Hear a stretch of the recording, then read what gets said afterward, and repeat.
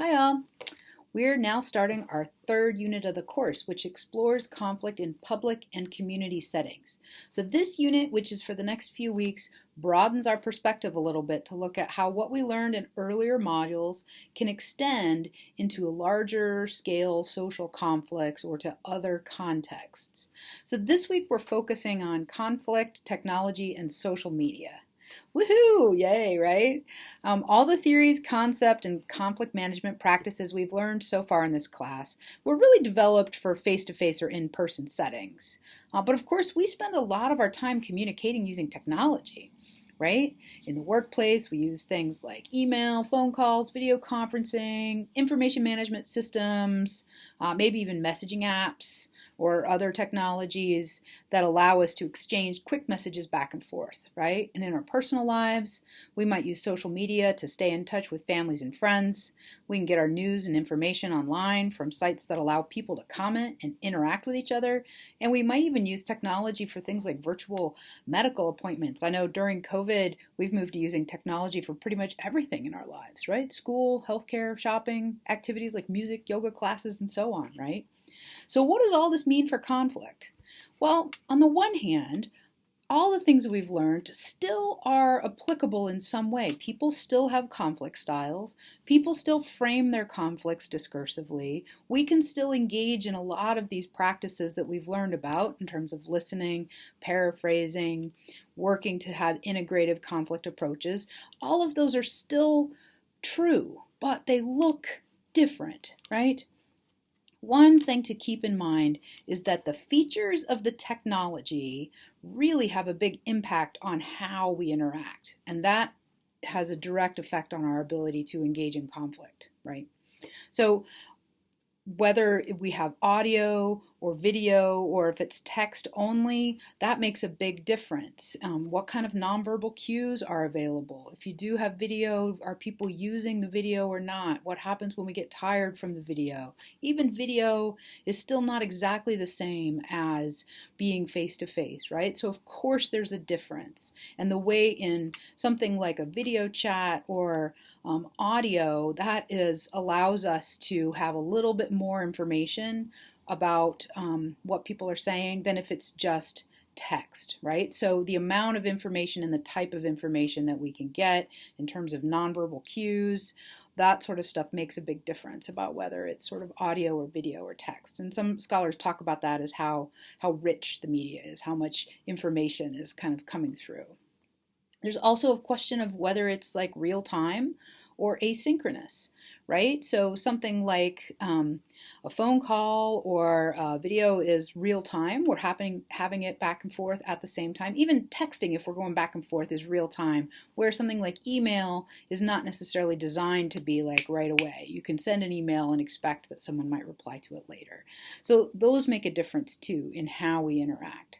So a lot of the conflict management skills we've discussed, like active listening, engaging in integrative approaches to conflict management, and so on, rely pretty heavily on our ability to interpret and respond to nonverbal cues and build relationships, right? So the features of technology make that harder. People respond differently to reading something than we do to hearing it spoken and face-to-face. We tend to be more reactive to words that we see written down than words that we hear in like face-to-face interaction. So we have a lot of interpretation that we have to do, right?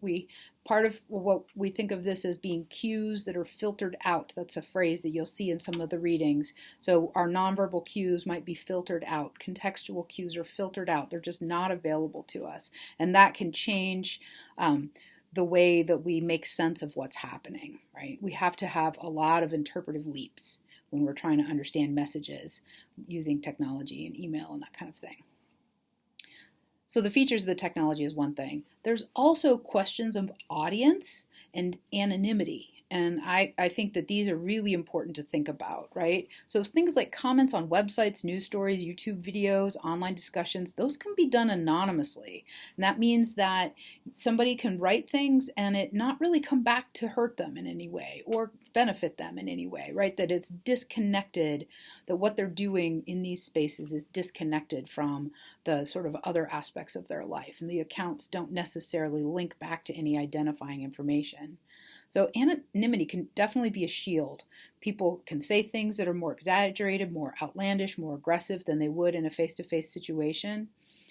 It can also be something that allows people to speak up against injustice or wrongdoing in a way because they feel like they're protected. So anonymity has this sort of like safety net in a way that has a lot of negative potential, but also some positive possibilities.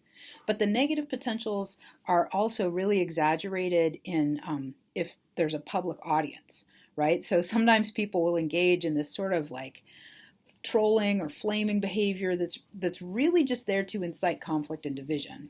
This is not a situation that is conducive to collaborative conflict management or even really compromise. There's no interdependence, there's no shared motivation to address difference or understand each other's.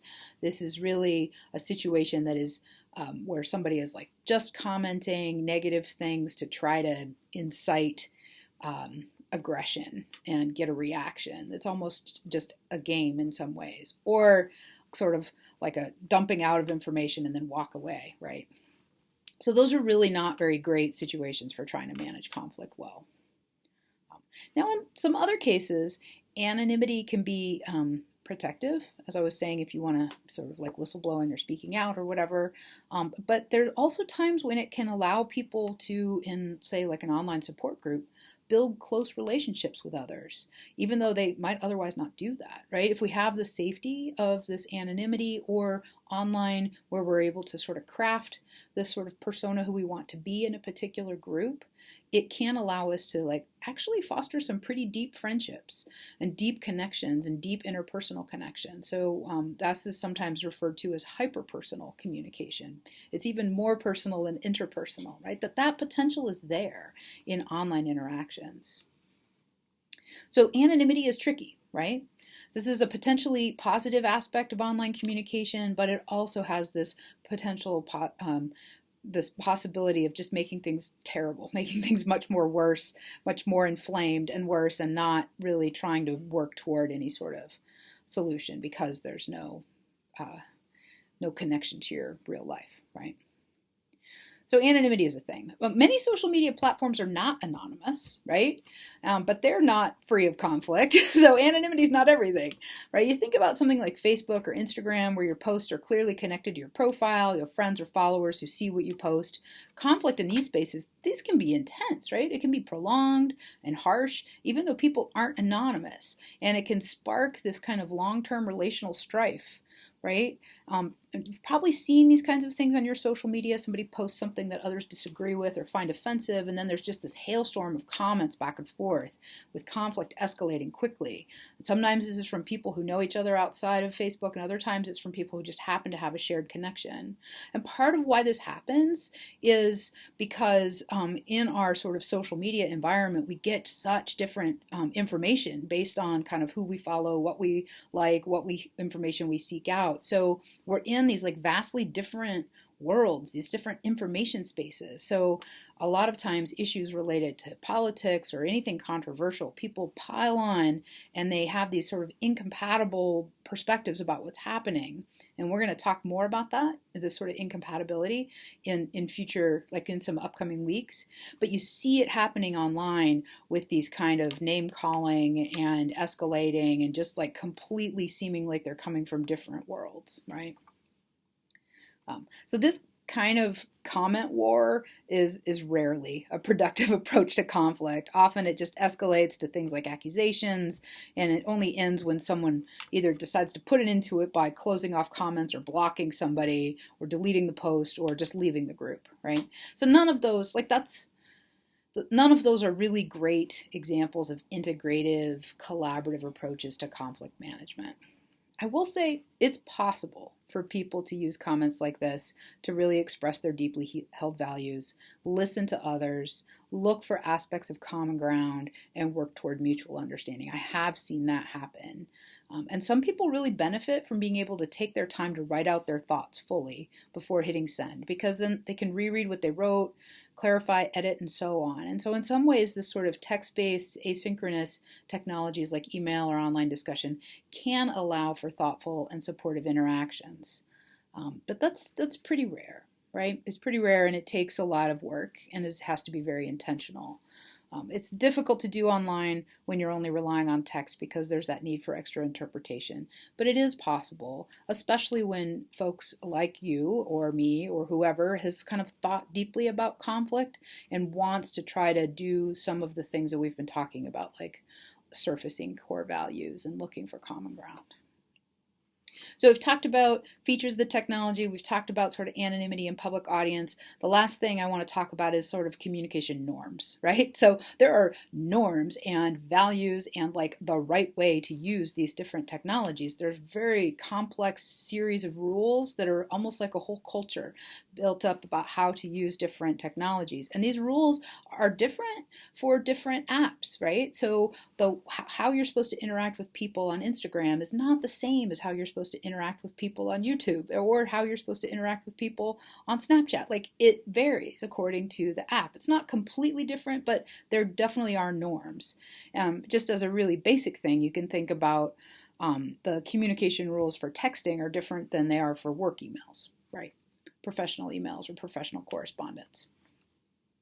There's also content norms that vary from different platforms or apps, like what kinds of things are kind of typical you're supposed to say or will get sort of responses, positive responses. There's timing, like how long are you supposed to take to respond? And so there's this, there's this whole set of expected behaviors.